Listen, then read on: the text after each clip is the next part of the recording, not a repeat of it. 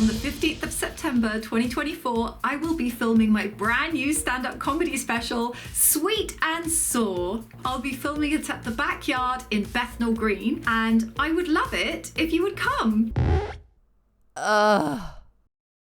Tickets on sale now. I'll put a link in the description below. Yeah, I'm really excited. It's my 10th special.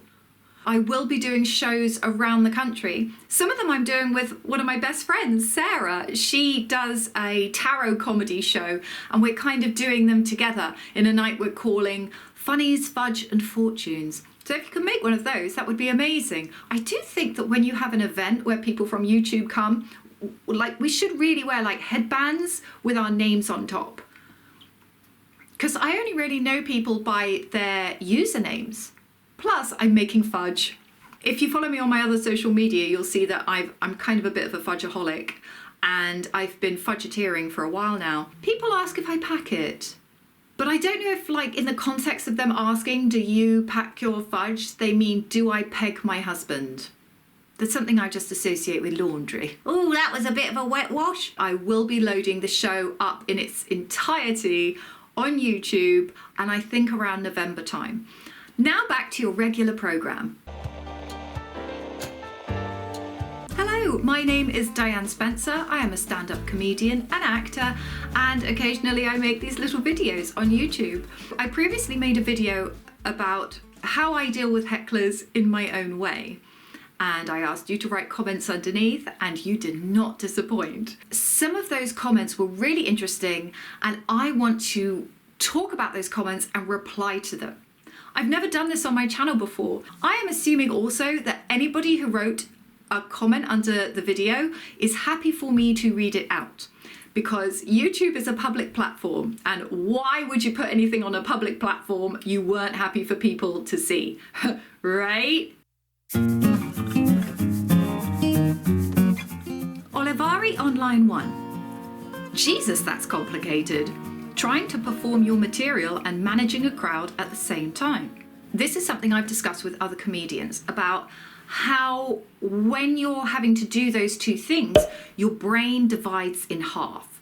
But your brain doesn't divide in half on the left hemisphere and the right hemisphere. In fact, it feels like you're dividing in half front and back. The front part of your brain is doing the material, looking at the crowd, listening, taking in all the information, as well as outputting the comedy. Your facade, it's the one that's actually doing all the jokes. It's the one that's sort of interacting with people. It's taking in all the information. It's delivering lines. It's all the muscle memory. So the front part of you is doing your stand-up set. Your back brain is processing everything.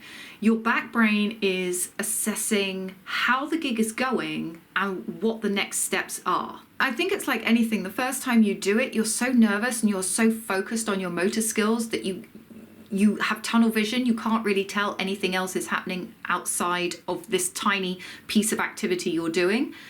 But then as you go along, you start to relax into it, and you start to be able to develop that second inner voice that's helping you keep track of how you're doing in the moment. So when a gig is going really well, your back brain is like, beautiful transition. Okay, can we make a note of that, please? Make a note of that. I want to be able to do that again.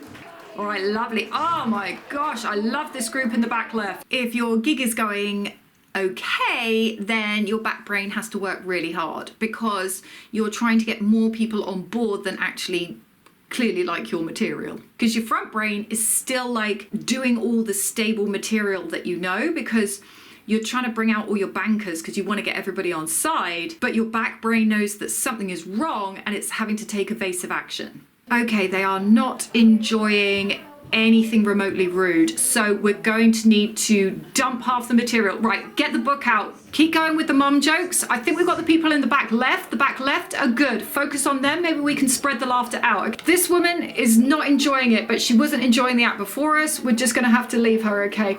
Hey, that lady just smiled. Okay, she's got resting bitch face. That is okay. So she is enjoying herself. She just doesn't know how to make it show. If the gig is going really badly and you're pretty sure that nobody likes what you're doing, I find that my front brain just switches into autopilot. I think my back brain just kind of clocks off.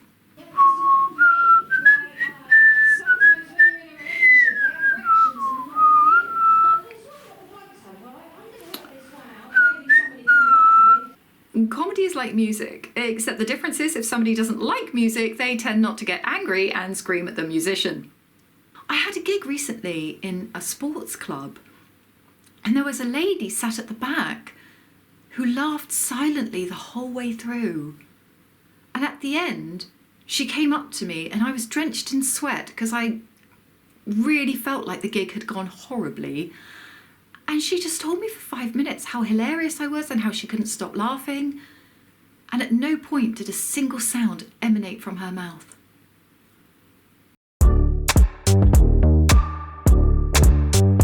Dirkus 17.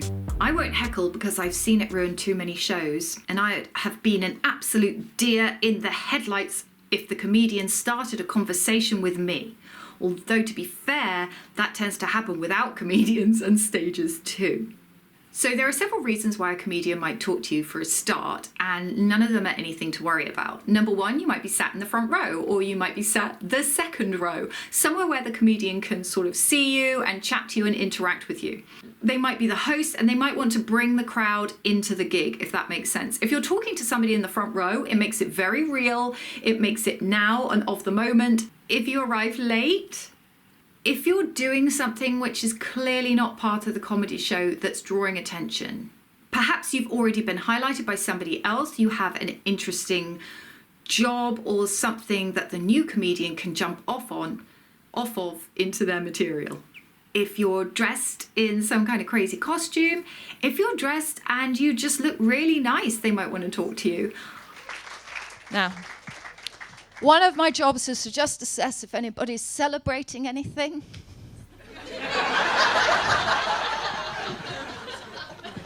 Lie to me, I fucking dare you.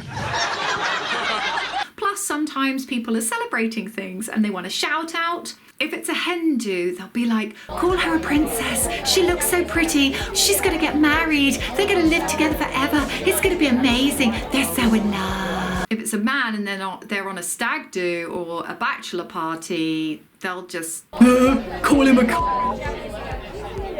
Call him a cunt. He's alright.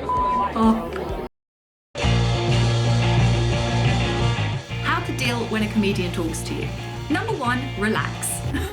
Honestly, this is a comedy night. It's just here to be a bit of fun. Every comedian has their own set time. So even if you're not enjoying what they're doing, just relax and soon they will pass. They will ask you a question. Answer quickly and succinctly. So if they ask you your name, just say your name. Just be honest. There is no need to make up some crazy name. And if your name is crazy, great. Just say it. Persephone. When a comedian asks you a question, like, what's your job? I mean, you can try to say something strange. I'm a sperm whale milker. It's not going to help. We can usually see through things like that. 1, 2-word answers. I'm a school teacher. Try not to go into detail. Well, I am a school teacher, but actually I'm also a personal trainer because I do that at the weekends, and I also teach pottery classes because I'm very multifaceted, and I don't think that people should be put into one pigeonhole. They don't want your life story. They just want the quick answer to the question. I would say don't take it personally at all. And just remember that what happens at a comedy club does not define you. The joke might not even be about you. Like, you might give the comedian your job title, and then the comedian remembers a piece of material they have linked to that job title, and then they go off and do their bit, and you've been the springboard for that bit, and you've made them look funny because then they look like they're improvising a bit more. It's all good. I appreciate I'm coming at this from my angle.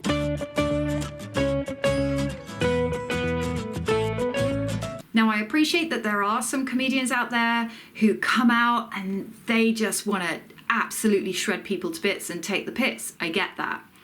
When you get picked on by a famous comedian who's known for doing that kind of thing, it could actually be seen as a badge of honor.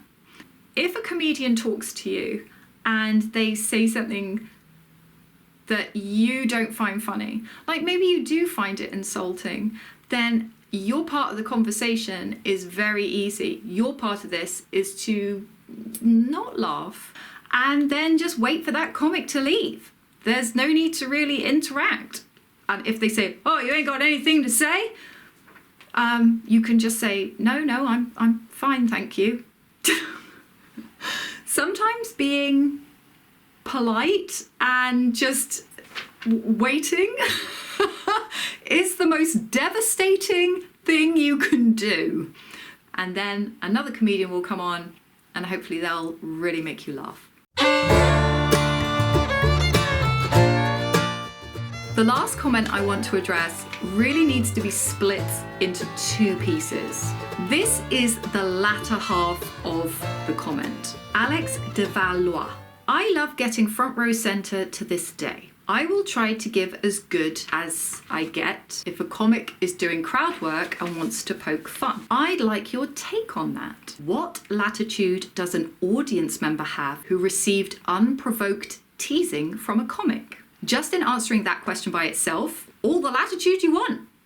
If a comic's come out and they've just started insulting you, there's different ways of dealing with it. You can deal with it in the way that I just described. You can relax and you can just clearly show that you're not enjoying it. Or if you want to get involved and say something back, do it. If they've come out and they have unprovoked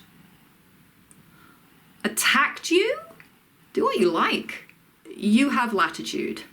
I need to actually now talk about the rest of the comment because, as I pointed out in my last video about dealing with hecklers, context is so important here. I was guilty of heckling many decades ago. I was sitting front row centre and the featured comic was doing his set. He let off a dumb joke and I said, next. Whoa. No. Dumb joke? What, like a pun? Other people could have really liked that joke. Right, now in this situation, that's not unprovoked. The audience member has crossed the line and the comic has the latitude. What latitude does the audience member have? None, because they've interrupted the show, they've picked the fight. So then the story continues, which set him off going on about, oh, you're the king commanding your jesters, whatever. So the comic clearly believes that the audience member thinks that they're in charge. Yeah, that's a logical step to make. I'm not saying it's a brilliant response, but it's a logical step to make if somebody's there going, next, that fits. He was bolding, and as he was slagging me, I ran my hand over my head and said, at least I have my hair. Anyway, I can't remember exactly how that ended. Back to the original question, what latitude does an audience member have? If it's unprovoked and it's teasing, you have all the latitude in the world. Thank you so much for watching my video. This was a bit of an experiment, so it'll be interesting to hear your opinion of it. I do read all my comments eventually, which is nice, sometimes. I might not make the next video about the comments. I probably won't. I'll probably start a new topic. But I would just like to thank everybody who wrote a comment on the last video. I really appreciated it. I will be keeping you informed of my journey to make the next show. I appreciate that not everybody has multiple social media accounts, so I will try to keep you as updated as possible on YouTube. Until next time, take care and I'll see you soon. Bye. I really think it's funny when people have selective memory and their memory can only remember, and then I said this singer, but then it's like, oh, and after I did my singer, I can't remember how it ended. I don't know. I dropped the mic.